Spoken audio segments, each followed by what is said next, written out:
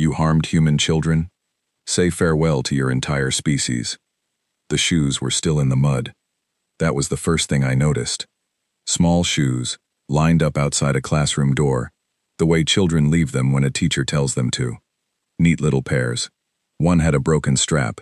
Another had a drawing of a star on the toe in permanent marker. They sat there in the soft red mud of Crestfall 4 as though their owners had simply stepped inside for a lesson and would be back any moment. They would not be back any moment.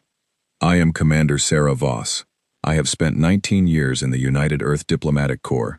I have sat at negotiating tables with species that do not have faces in any way I can recognize. I have shaken hands, touched tentacles, pressed foreheads, and bowed to creatures whose languages are pure vibration. I have talked down an orbital blockade with nothing but a cup of cold coffee and a translation device running on its last battery. I have never, in all that time, been afraid. Standing in that schoolyard on Crestfall 4, looking at those shoes, I was afraid. Not for myself. That is an important distinction. The fear I felt was not the kind that makes your legs weak. It was the other kind. The kind that starts cold in your chest and spreads outward, slow and certain, until it settles into something that can no longer be called fear. It becomes purpose. I pressed my earpiece and called my aide, a young man named Gary, who was waiting with the transport 2 kilometers back. "Gary," I said, "bring the encryption kit and come to the school district, right now. Do not stop at the Vreth outpost. Do not acknowledge them if they approach. Come directly to me." "Ambassador, is everything all right?" "No," I said, "nothing is all right." I had come to Crestfall 4 for a routine diplomatic review. That was how it had been filed. Form 7 Delta. Joint Colony Inspection. Stamped and approved by both the United Earth Council and the Vreth Dominion Administrative Office. Crestfall 4 was what diplomats called a shared world, meaning that 2 species had agreed to occupy the same planet without destroying each other, which sounds simple until you understand how rarely it actually works. The Vreth Dominion had been expanding for 600 years. By the time humanity reached the stars, the Dominion already controlled 43 star systems and had absorbed, dismantled, or simply outlasted 11 other civilizations. They were not cruel in the way that word is usually meant. They did not enjoy suffering. They simply did not notice it, the way a river does not notice the stones it moves. Everything that was not Vreth was, in their framework, a resource to be categorized. Some resources were worth cultivating. Others were worth harvesting. When the Vreth first made contact with Earth, they filed humanity under marginally viable biological curiosity. We were given a courtesy seat at the Galactic Council. We were assigned a shared world. We were told to behave. We behaved. For 11 years we behaved. The human settlement on Crestfall 4 had grown to about 4,000 people. Farmers, engineers, teachers, doctors, and their children. The Vreth Administrative Outpost sat on the other side of a ridge, about 8 kilometers from the human quarter. The 2 communities did not mix much. There were protocols, there were boundaries, there were, according to every report I had read on the transport from Earth, no serious incidents. The reports were wrong. Victor Hale met me at the entrance to the school building. Victor was the settlement administrator, a heavy-set man in his 50s with a gray beard and hands that had clearly done real physical work for most of his life. He had the look of someone who had not slept in several days. He had the look of someone who had been crying and then decided to stop crying because crying was not going to help. He told me what had happened in a flat, steady voice that cost him something to maintain. I could see the cost in the way he kept his jaw tight between sentences. 3 weeks ago, a team of Vreth researchers had come down from the outpost with a documentation order. The documentation order was a standard Vreth instrument, used when they wanted to catalog biological specimens. Victor had not been shown the order in advance. It had been filed through the Dominion's administrative channel, bypassing the Joint Colony Oversight Committee entirely. By the time Victor's office received the notification, it was already done. The Vreth researchers had entered the colony's 3 schools during session hours. They had sedated the children with an aerosol compound that was, technically, non-lethal. They had taken 312 children between the ages of 4 and 13. They had transported them to a Dominion research station in the Vareth system, 2 star systems away. The purpose, as stated in the documentation order, was biological compatibility testing, a standard procedure when cataloging a new species for potential long-term integration into Dominion resource management. Standard procedure. 312 children. Victor stopped talking. He was staring at the wall. I realized he had been staring at a bulletin board covered in drawings, the kind that children make in school. Suns with faces, houses with smoke coming from the chimneys, stick figures holding hands.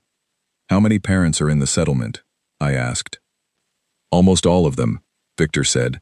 We've kept it together, barely. People are sleeping in the community hall. Nobody wants to be alone. And the Vreth outpost? They sent a formal communication. 3 days after it happened, they said the documentation order was filed in compliance with all applicable Dominion administrative protocols. They said the children are in no danger. They said they expect to complete the compatibility testing within 6 to 8 standard months. He paused. 6 to 8 months. I looked at the drawings on the bulletin board for a long moment. One of them showed a child, and what looked like a very tall insect holding hands under a yellow sun. Someone had written at the bottom, in careful, imperfect letters, "My new friend." I turned and walked outside. I stood in the schoolyard, in the red mud, next to the shoes. Gary had arrived with the encryption kit. He handed it to me without speaking because he could read my face, and he was a smart young man. I opened a secure channel. Not to the diplomatic office, not to the council liaison. Directly to Earth. Directly to the priority line that I had never used in 19 years because it was reserved for situations that had no diplomatic solution. The face that appeared on the small screen was Admiral Nora Chen. Short gray hair, no expression, reading glasses pushed up on her forehead. She had been a warship commander before she became Chief of Fleet Operations. She looked at me and she waited. "Admiral," I said, "they took the children." Nora Chen did not move. She held very still for exactly 3 seconds. "How many?" she asked. 312. Another pause. "How old?" 4 to 13. She took off her glasses and set them down somewhere below the frame. When she looked back up, something in her expression had shifted. It was not anger. Anger is hot and visible. This was something older and colder. "I'm going to need you to stay on that planet, Sarah," she said. "I know," I said. "This is going to get complicated." "I know that too." "Are the children alive?" According to the Vreth documentation order, yes. They're in a research station in the Verith system. Nora nodded once, slowly. "I'm going to make some calls. You're going to receive instructions within 4 hours. Do not contact the Vreth outpost. Do not initiate any diplomatic exchange. Do not file anything through the standard channels. Just stay where you are." "Understood." She looked at me for one more moment. "Sarah, are you all right?" I looked back at the shoes in the mud. The one with the star drawn on the toe. "I will be," I said, "when we get them back." I ended the call. I stood in the schoolyard of a quiet colony on a red dirt planet 200 light-years from Earth. The sky above Crestfall 4 was pale orange in the afternoon. Somewhere across the ridge, 8 kilometers away, a Vreth administrative light was probably blinking, in an orderly rhythm, inside an orderly outpost, where orderly beings were filing orderly paperwork about 312 human children. Gary stood behind me. I could hear him breathing. "What do we do now?" he asked. He was 24 years old. This was his first field assignment. I picked up the shoe with the star on the toe. I turned it over in my hands. It was small enough to fit in my palm. It was a very ordinary shoe. It had been well worn. Someone had loved it enough to draw a star on it. "We wait 4 hours," I said, "and then we end this." I set the shoe back down, exactly where it had been, carefully, like it mattered, because it did. The moment Admiral Nora Chen ended the call with me, she did not reach for the standard diplomatic channels. She did not summon a committee. She did not file a priority notice with the Galactic Council, or schedule an emergency session with the Joint Oversight Board. She called 6 people, 6 specific people, in a specific order. Each of them reached at whatever hour it happened to be in their part of the solar system. The last call she made was to a man named Patrick Cole, who was not a military officer or a politician or a diplomat. Patrick Cole ran the quiet division of Earth's Strategic Planning Office, a branch so understated that its physical location was not listed in any public directory. It operated out of a converted warehouse on the outskirts of Wellington, New Zealand, staffed by 41 people who looked, from the outside, like they ran a shipping logistics company. They did not run a shipping logistics company. Patrick Cole picked up on the first signal. He listened without interrupting. When Nora finished speaking, he said, "How long have we got?" "I'm giving the Vreth 72 hours, she said. "That's tight." "It's supposed to be tight." Patrick Cole said nothing for a moment. Then, "We've been ready for something like this for 8 years, Nora." "I know. The Vreth don't know that." "They're about to find out," she said. "Get your people moving." I did not know any of this at the time.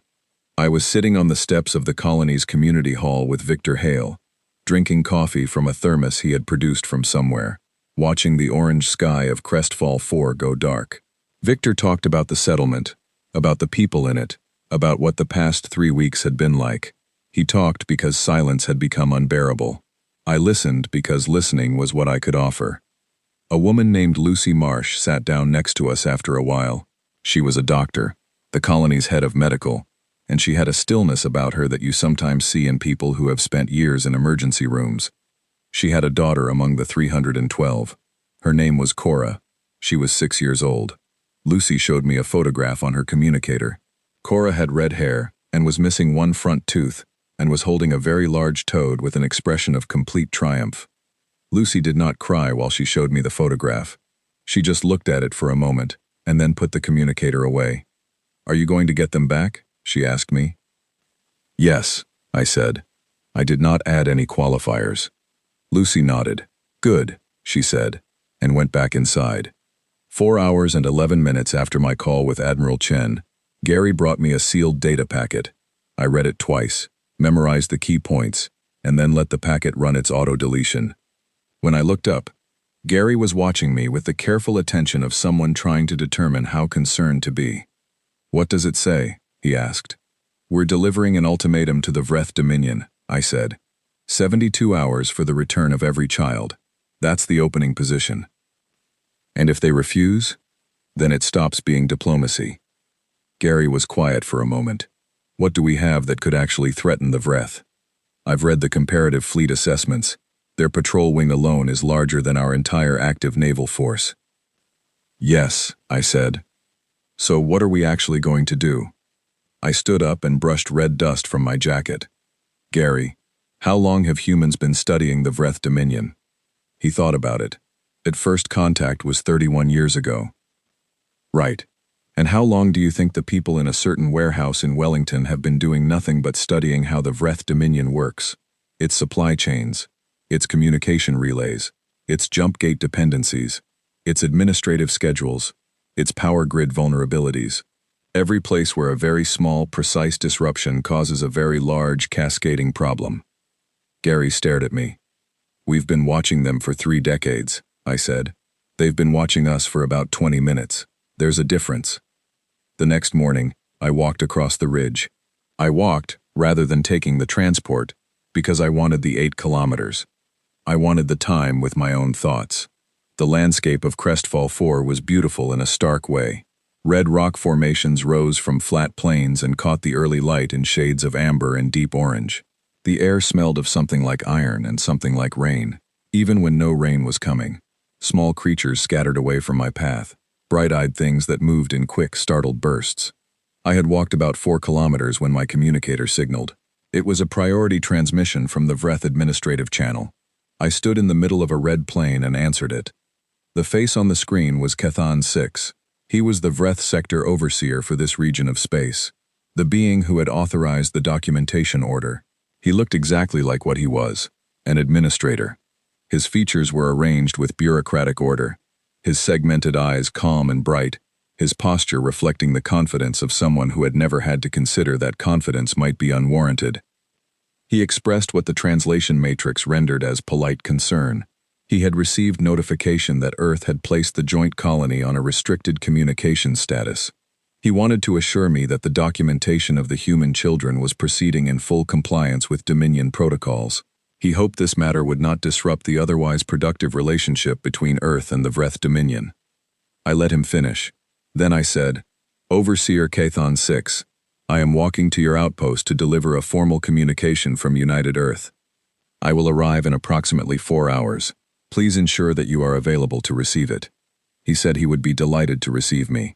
He said it the way someone says they are delighted to hear from a salesperson they are about to hang up on. I put the communicator away and kept walking. The Vreth outpost was a collection of hexagonal structures arranged with geometric precision on a flat plain at the base of a dark ridge. Everything about Vreth architecture communicated order. The buildings were exactly the same height. The paths between them were exactly the same width. There were no curves anywhere. Even the trees they had planted along the perimeter, a Vreth species with long silver leaves, had been trimmed into perfect rectangles. Kathon 6 met me in the primary reception area. He had 2 assistants with him. The room was clean and cool and featured a long table with chairs on both sides, and a single large display screen on the far wall. It was the kind of room designed for meetings that were not expected to be difficult. I sat down. I set a data chip on the table. That chip, I said, contains a formal communication from the United Earth Council, co-signed by Admiral Nora Chen of Earth Fleet Operations and Ambassador Gerald Okonkwo of the Galactic Council Diplomatic Office. I will also communicate the contents verbally, because I want to make sure there is no misunderstanding. Kethan gestured for me to proceed. He was holding a stylus. He looked like a man who expected to take a few notes. 312 children were removed from this colony by Vreth personnel 3 weeks ago, I said. They are being held in a Vreth research station in the Verath system. United Earth requires their return, in full, unharmed, within 72 hours from this moment. Kethon's stylus moved. He was writing something. Failure to return the children within that window, I continued, will be treated by United Earth as an act of aggression, requiring a proportional response. The nature and scope of that response is outlined in the data chip. Kathon set his stylus down. He looked at me with the patient expression of someone explaining something obvious to someone who should already understand it. Ambassador Voss, I understand that from a human cultural perspective, the temporary documentation of juvenile biological subjects may carry emotional weight. We have noted this in our cultural analysis files. However, the documentation order was filed in full compliance with standard Dominion protocols. The subjects are in no medical danger. The process will be complete within the projected time frame. At that point, the subjects will be returned to the colony in standard condition. Standard condition, I said. Yes. I looked at him for a moment. I made sure my voice was completely level when I spoke next.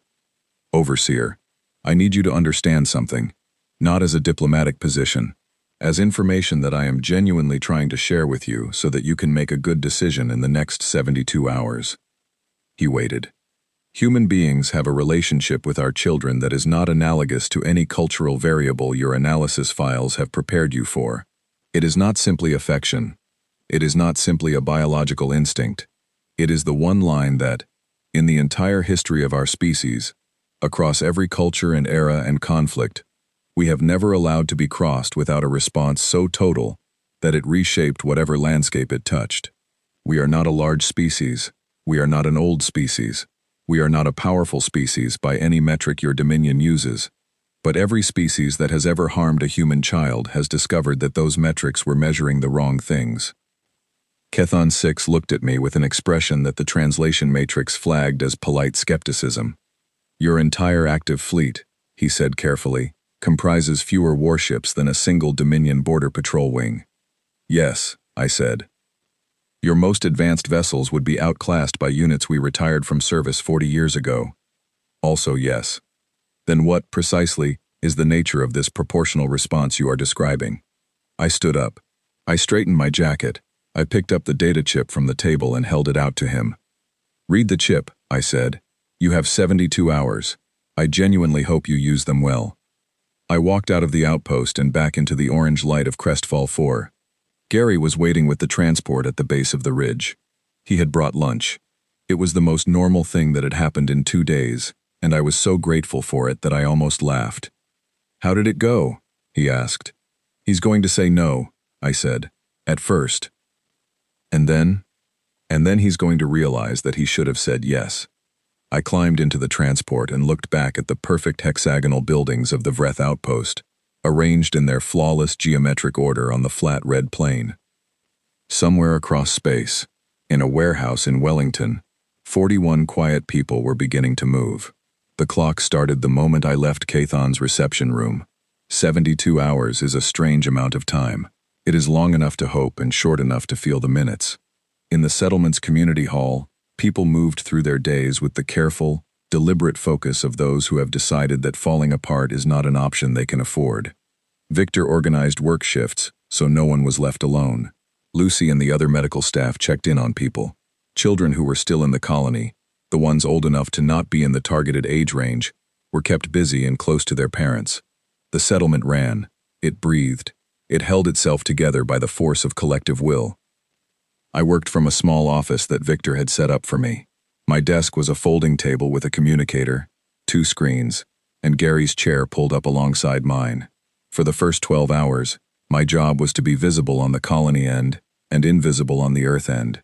Everything happening at the strategic level needed to happen without any trace connecting back to Crestfall 4, because any Vreth intercept of those communications would give them information we could not afford them to have. At hour 14, Gary handed me a mug of tea and sat down and said, very quietly, "Can I ask you something?" "Go ahead. What are we actually planning to do? Not the diplomatic version. What's actually going to happen if they say no?" I wrapped both hands around the mug. The tea was hot and strong, and I was grateful for it. "The Vreth Dominion," I said, "is enormous. It spans 43 star systems. It has fleets, armies, research stations, administrative networks, supply chains, power grids, communication relays, and the accumulated infrastructure of 600 years of expansion. It is, by any conventional measure, one of the most powerful entities in this region of the galaxy." Gary nodded. "It is also," I said, "extraordinarily dependent on that infrastructure. Every system connects to every other system. Their jump gate network is the spine of the whole operation. 17 primary relay nodes handle the majority of Dominion military communications and supply routing in the outer sectors. 11 of those 17 nodes have a specific power vulnerability that our engineers identified about 9 years ago. If you disrupt the cooling arrays at those nodes in the right sequence, the cascading feedback damages the gate itself. Takes about 8 to 12 months to repair with their current technology." Gary was very still. "How long have we known that?" "Since we started looking, and that's just the jump gates." I set the mug down. "Gary, the Vreth never bothered to look closely at us because they never had a reason to. We were small and new and not interesting enough. They filed us under curiosity and moved on. Meanwhile, every exploration mission we sent into Vreth-adjacent space, every trade convoy, every diplomatic transport, every routine vessel, was also doing something else. Looking, measuring, recording. For 30 years. He was quiet for a long moment. "So when you told Cathon that the metrics were measuring the wrong things?" "I meant it." At hour 26, the Vreth Dominion filed a formal response through the Galactic Council channel. It was politely worded. It acknowledged the emotional concerns of the human community regarding the documentation process. It restated that all actions had been taken in compliance with applicable protocols. It invited United Earth to submit a formal review request through the standard administrative appeals process, which would be considered within the normal processing window of 6 to 8 standard months. Victor read the response over my shoulder. He did not say anything. He just walked to the window and stood there looking out at the red landscape. I filed our acknowledgement. 1 line. Received. Countdown continues. At hour 30, Ambassador Gerald Okonkwo stood up in the Galactic Council chamber and read 312 names aloud. He did not rush. He did not editorialize. He simply read, in a steady, unhurried voice, every name on the list that had been compiled from colony records and parent testimony. He started with the youngest. He ended with the oldest. He took 47 minutes. The chamber was completely silent throughout. Several council members had seen Gerald Okonkwo give many speeches. They had seen him negotiate trade frameworks and broker territorial agreements. and calmly dismantle bad faith arguments with surgical precision. They had never seen him do what he did that day, which was stand at a podium and simply read names until the names were done. There is a specific kind of power in that kind of action. It does not argue. It does not threaten. It simply insists that the names are real, that the people attached to the names are real, and that what happened to them is real, and known, and on the record forever. The Vreth delegation filed a protest about the statement being inflammatory and outside the scope of legitimate council business. 3 elder species rejected the protest. 2 others declined to vote. One species, the Lithani Collective, a civilization so ancient they had watched stars form and collapse, formally registered a statement of concern. The concern was directed not at humanity. It was directed at the Vreth Dominion. I received a private message from the Lithani delegate at hour 34. It was 4 words. Humanity, please be merciful. That was the moment I understood that the Lithani already knew what was coming. Beings who have spent millions of years observing the rise and fall of civilizations develop a pattern recognition that the rest of us can only approximate. They had seen what we were, even if the Vreth had not. I sent back a 3-word reply. Return our children. At hour 48, Gary brought me a status update that had come through the encrypted channel from Patrick Cole's office in Wellington. I read it 3 times, not because it was complicated, but because I wanted to be sure I understood the full picture. The update confirmed that 9 human vessels, all of them officially registered as deep space survey ships engaged in routine geological mapping, had repositioned over the past 6 days, and were now at coordinates within 4 hours of the 11 primary Vreth relay nodes. The vessels were carrying equipment that, officially, was for deep core seismic analysis. The update also confirmed that a team of 22 operatives, who had been living and working inside Vreth-controlled space under civilian cover for the past 6 weeks, had located the research station in the Verath system. They had confirmed the presence of the children. All 312 were alive and held in a contained environment that, from a biological standpoint, was safe, though it was clearly not designed with any consideration for the comfort or emotional well-being of its occupants. The children were fed. They were not physically harmed. They were confused and frightened and very far from home. The lead operative's report included one additional detail that she noted almost as an afterthought. She reported that when the team had done their initial scan of the station, they had heard the children singing. Not anything organized, just one child starting a song that they all apparently knew, and the others joining in, the way children do. She said they could hear it through the walls. She said the team lead had to give everyone 2 minutes before they could continue. I read that part several times too. At hour 55, Kethon 6 requested a communication. I accepted it. He appeared on screen looking, for the first time, like someone who had received information that was mildly inconvenient to process. Their intelligence service had noticed the repositioning of the survey vessels.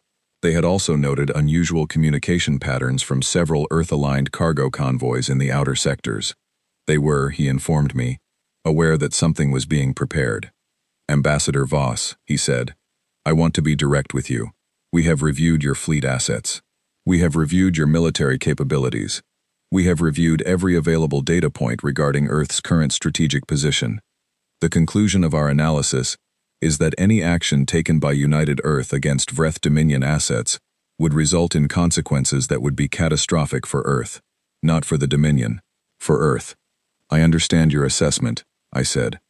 Then surely the rational course is to allow the documentation process to conclude, accept the return of the juvenile subjects at the projected completion date, and avoid an outcome that would be, frankly, devastating for your species. I leaned forward slightly. Overseer, your intelligence service has counted our ships. That is useful information. Here is some information your intelligence service has not sent you, because they did not know to look for it. I paused. We have not been preparing this for 6 weeks. We have been preparing this for 8 years. The question has never been whether we have enough ships to match your fleet. The question has always been whether you can afford what the next 72 hours cost you, even if you win every battle. Kethon looked at me. His expression was difficult to read through the translation interface, but something in his posture had changed. What exactly are you threatening? He asked. I'm not threatening, I said. I'm explaining.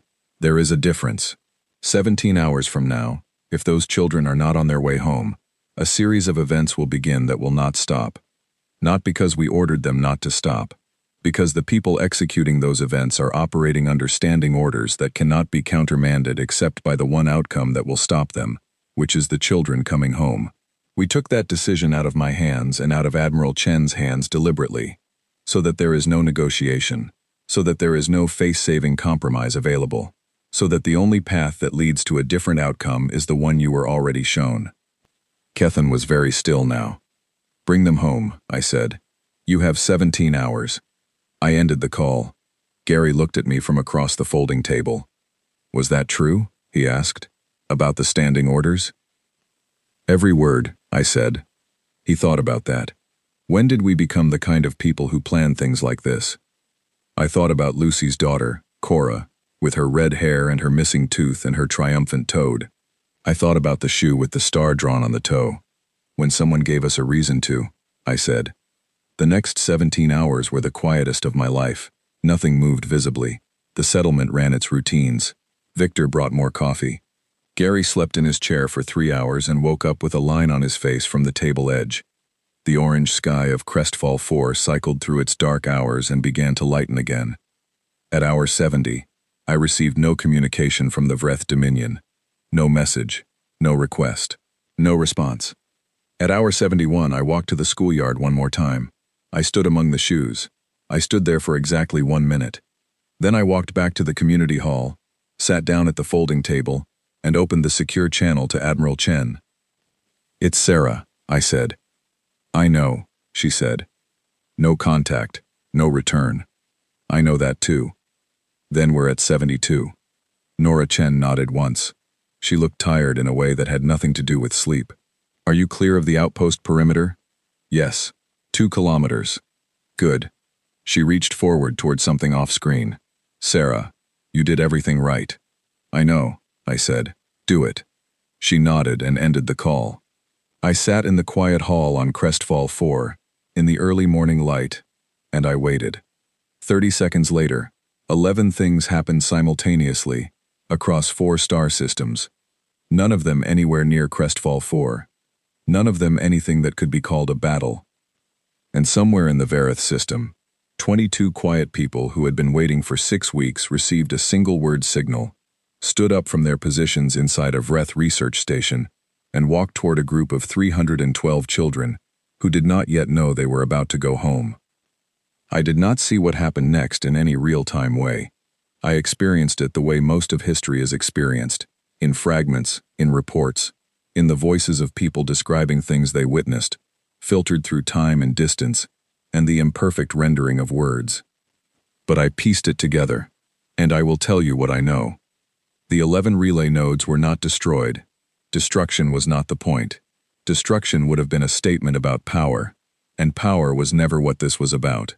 What the 9 survey vessels did, each one working on its assigned node with equipment that had been 8 years in the engineering, was deliver a precise and targeted disruption to the cooling architecture of each node's primary gate array. The disruption took less than 4 minutes per node. The cascading effect took about 90 seconds to propagate.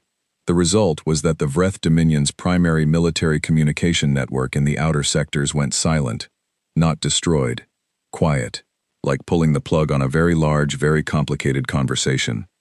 Hakathon 6, in his outpost 8 kilometers from the human settlement, received about 30 seconds of increasingly frantic signals from Dominion Command before his communication line went down.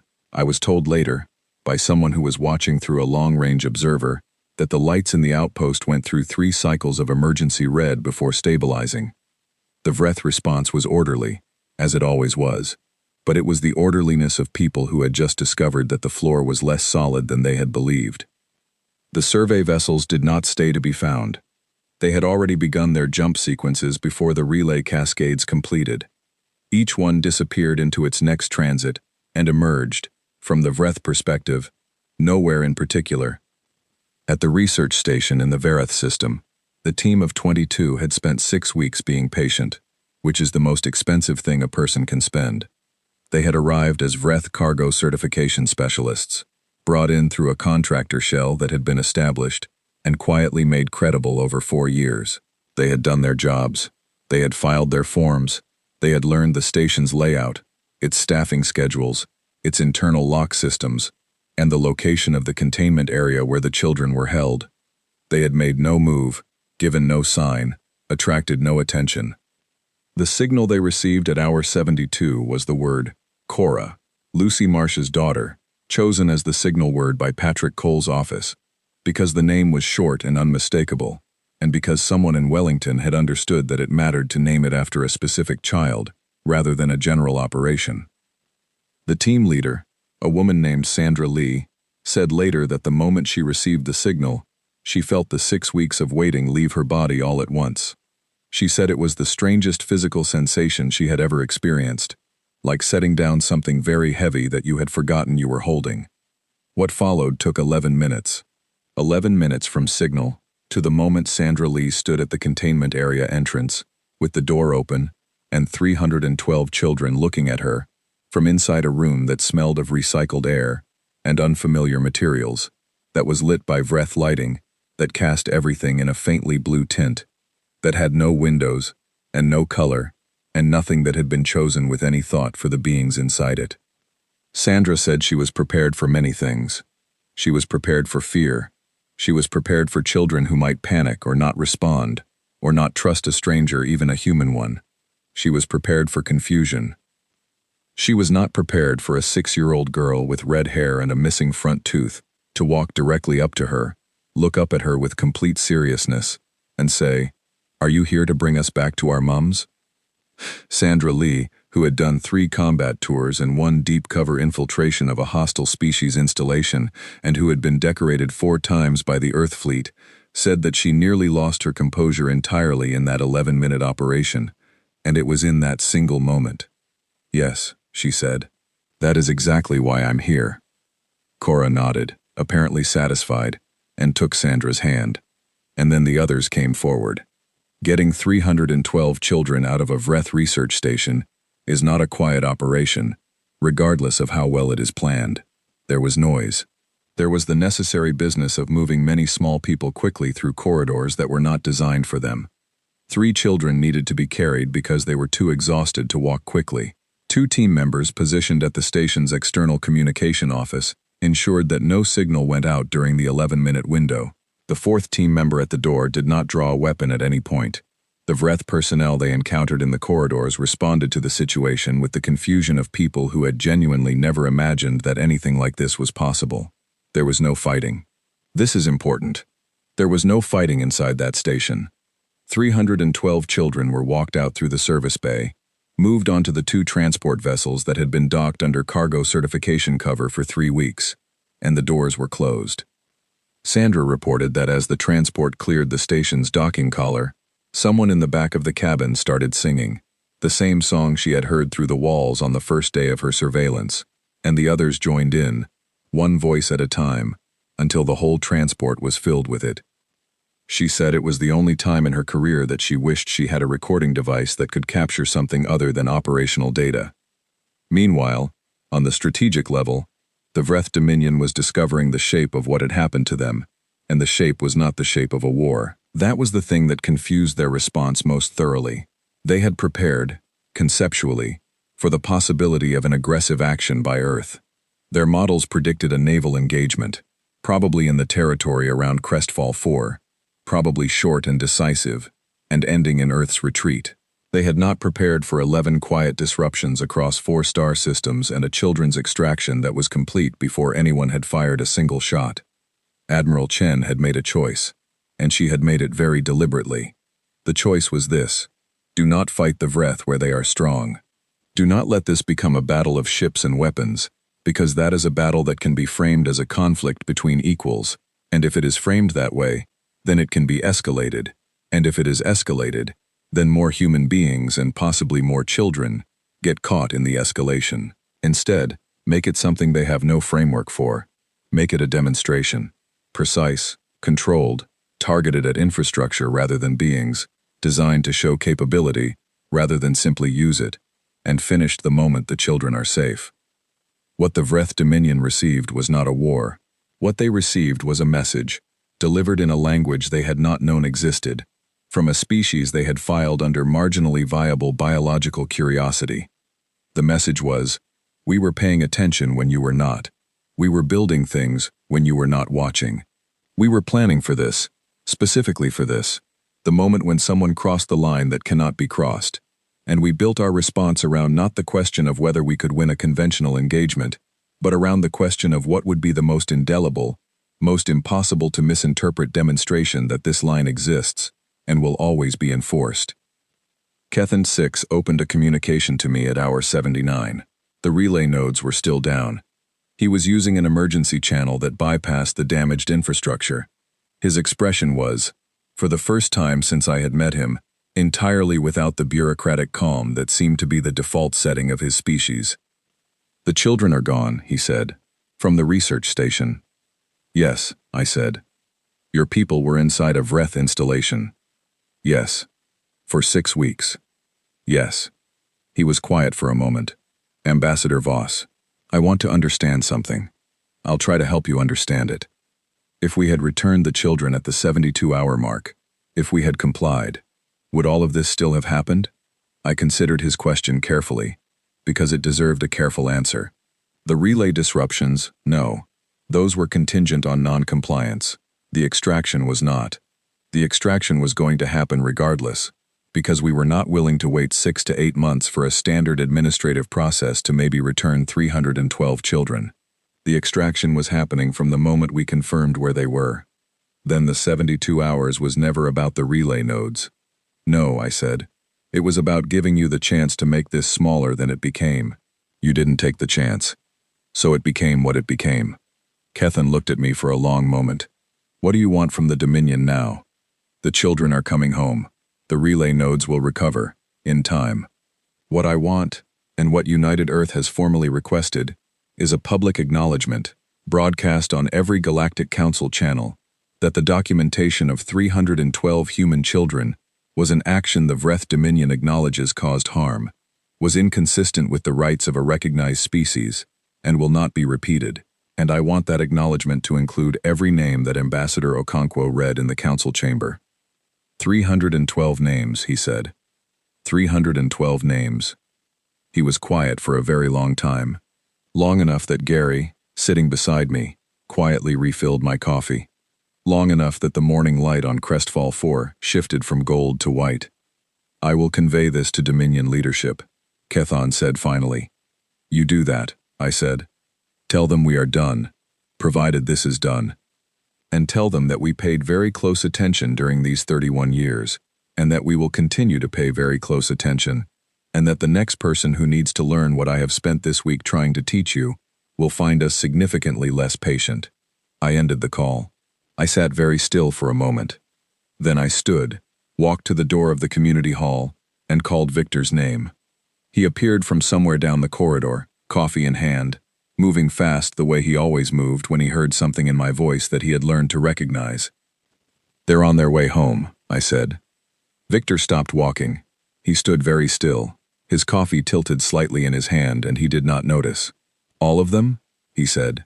All of them. He sat down on the nearest chair, which happened to be a child's chair, small and wooden, and it held him anyway. He put his face in his hands. He was not crying. He was something past crying, something that does not have a clean name. He stayed like that for about 30 seconds. Then he lifted his head, took a breath, and said, I need to tell Lucy. The transports came into Crestfall 4's atmosphere on a clear afternoon, 3 days after the relay nodes went quiet. The sky was that pale orange I had come to associate with everything that had happened on this planet, and the transport ships caught the light as they descended, 2 small shapes becoming larger, becoming recognizable, becoming real. The entire settlement had come to the landing bay. Every single person. They stood in a rough semicircle that spread out across the red dirt, and they were very quiet in the way that people are quiet when the thing they have been waiting for is almost here, and they are afraid that if they make too much noise they will disrupt it somehow, shatter the fragile moment before it fully arrives. I stood at the edge of the crowd. Gary was beside me. Victor was near the front, and next to him, Lucy Marsh. who had the stillness of someone who had been still for so long. That stillness had become the thing holding her together. The transport doors opened. The first child out was not Cora. It was a boy named Oliver, who was 9 years old and walked down the ramp looking like someone who had decided to be very brave and was managing it. He got to the bottom of the ramp and looked out at the crowd and said, loud enough for the whole bay to hear, "We're back."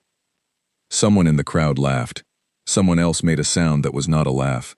And then the children were coming down the ramp, one after another, and the crowd was moving toward them, and there was noise everywhere.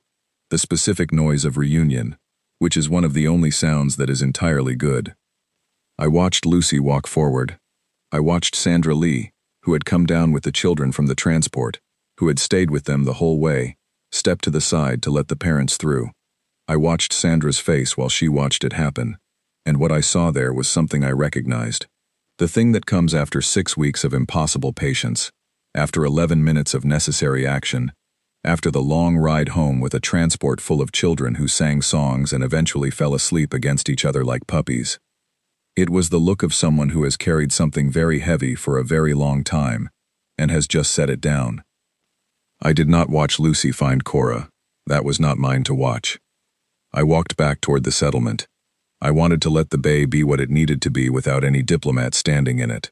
I walked the familiar red dirt path back toward the community hall, and I sat down on the steps outside, and I let myself be still for a little while. Gary sat down beside me. He had been running on about 4 hours of sleep in the past 3 days, and his eyes showed it. He had a small communicator in his hand, which had been showing him continuous updates, but he set it face down on the step. "It's done?" he said. "It's done," I said. We sat quietly for a moment. "When you said back at the beginning that you would get them back," Gary said, "you didn't know if you could." "No," I said. "I knew we would try everything possible. I didn't know if everything possible would be enough." "But you said it like you were certain." Lucy asked me a direct question. She needed a direct answer. The answer I gave her was what I intended to make true, and then I went and did everything I could to make it true. I paused. "That's different from certainty, but it's not a lie either." He thought about that. "Do you think the Vreth will actually broadcast the acknowledgement?" "Yes." "Why?"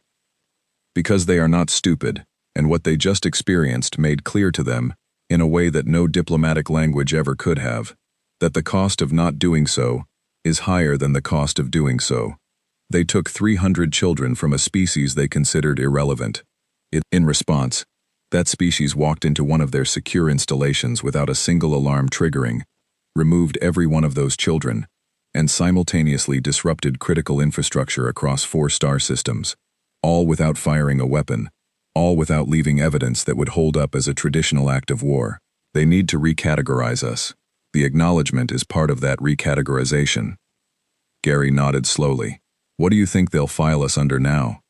I looked out at the red landscape of Crestfall 4, at the rock formations catching the afternoon light, at a planet that had been quiet and ordinary until it was not. "Something that warrants their attention," I said.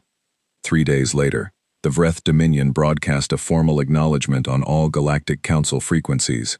It was read by a Dominion official 2 levels above Kethon 6, which was, in Vreth administrative terms, a significant gesture. The statement acknowledged the unauthorized removal of juvenile members of a recognized species, expressed that the action was inconsistent with the terms of recognized species protections under Galactic Council Charter, and stated that such actions would not be repeated. And then, at the request of United Earth, transmitted through Ambassador Okonkwo, the official read 312 names. He did not rush. He did not editorialize. He read them in the same order Gerald Okonkwo had read them in the council chamber. He started with the youngest. He ended with the oldest. In the Galactic Council chamber, several delegates sat very still and listened to the entire thing. The Lithani delegate, ancient and patient and watching with eyes that had seen too much history to be easily moved, remained motionless throughout, and then, when the last name was read and the broadcast ended, turned to the delegate beside her and said something that was not picked up by the recording equipment. I asked the Lithani delegate later what she had said. She was quiet for a moment in the way that very old beings are quiet, considering not whether to answer but how. I said, she told me, that I hoped this was the last time we would need to hear those names. Do you think it will be? I asked. No, she said. I think other species will need their own lesson. But perhaps they will only need to watch. Perhaps the lesson is already taught. She paused, and then she said the other thing. The thing I have thought about more than anything else from that entire experience. We have watched 200 civilizations reach the stars, she said. Most of them grow cautious with age. They learn the cost of conflict and they step back from it. A very few grow cruel. And the galaxy eventually corrects for that. You are the first we have seen who learned to carry both things at once. The open hand and the answer to the closed fist. And who knew, without being taught, exactly which one the moment required. I did not know what to say to that. I told her so. You don't need to say anything, she said. I wanted you to know that we were watching, that we noticed, that is all. On Crestfall 4, the schools reopened 6 days after the children came home. There was debate about whether it was too soon, whether the children needed more time. The child psychologists said it depended on the child. Several of the parents said that the best thing for their children was routine, was normality, was the ordinary texture of days that were not about the thing that had happened. Oliver, the 9-year-old who had been first down the ramp and had announced their return with the matter-of-fact confidence of someone who had decided the situation called for it, went back on the first day. He sat in his usual seat. He did his work. At the end of the day, his mother asked him how it felt to be back. He thought about it for a moment and said, "Good. It felt like it was supposed to feel." On the last morning before I left Crestfall 4, I went back to the schoolyard one final time. The shoes were gone. They had been returned to their owners. The mud had dried and cracked in the days since the rain. The bulletin board was still covered in drawings, supplemented now by new ones, things the children had drawn since coming back. There was one that stopped me. A child had drawn 2 figures, one small and one very tall, and between them, a row of smaller figures, all holding hands in a long line. Above it, in the careful, imperfect letters of a child who is still learning, were 3 words: "We came back." I stood in the yard for a while. The orange morning light was doing what it always did on this planet, turning everything amber and warm and a little unreal. Victor found me there, because he always seemed to know where I was. He stood beside me and looked at the drawing. "What happens now?" he said. "With the Dominion? With everything?" "They will be more careful," I said. "Other species will have seen what happened, and will draw their own conclusions. Some of those conclusions will be wrong in ways we cannot predict. But the core lesson, I think, is clear enough." "What's the core lesson?" I thought about Gary's question, in the early hours of the countdown. What are we actually going to do? And I thought about Kethan's expression when he started to understand, and about Sandra Lee in a Vreth corridor with a child's hand in hers, and about Nora Chen's face when I said they had not come home. That the things humans love most, I said, are also the most dangerous things to touch. Victor was quiet for a moment. Then he said, "Is that a warning or a promise?" I looked at the drawing one more time. The long line of small figures holding hands between the 2 large ones. We came back. "Both," I said. "It has always been both." I picked up my bag. I nodded to Victor. I walked to the transport that would take me to the orbital station, and from there to the ship that would take me home. I did not look back at the schoolyard. I did not need to. I carried it with me the way you carry certain things, not as weight, but as direction, as the knowledge of what you are, and what you will do, and what you will always do, when someone is foolish enough to test it. Gary was waiting at the transport with my files and 2 coffees, and the particular expression of a young man who has learned something about the species he belongs to, and is still quietly turning it over in his mind. "Ready?" he said. "Yes," I said. I took the coffee. We got in the transport. We left Crestfall 4 behind. And somewhere in 43 star systems, a very large civilization filed a quiet update to a very old assessment, and changed one word. The word they changed was curiosity. The word they changed it to, I was told much later by a Lethani scholar who had access to Vreth administrative records, was a term in the Vreth administrative language that had no direct translation. The closest approximation in English, the scholar told me, was something between significant, and do not touch. I thought that was about right. End.